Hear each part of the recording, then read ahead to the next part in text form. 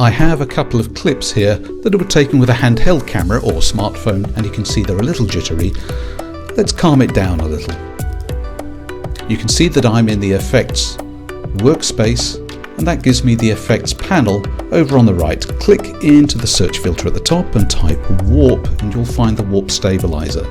I'm now going to drag and drop the warp stabilizer effect onto the clip and allow it to analyze in the background. Now this is going to take a few moments. When it is finished, there'll be a short process of stabilizing, takes just a few seconds, and then you can play through and the resulting clip is much smoother.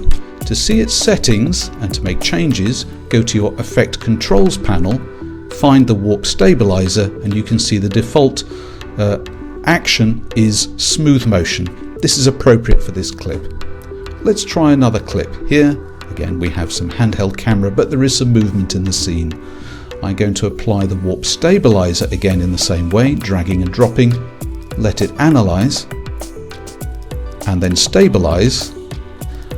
But this time I'm going to change the action from smooth motion to no motion.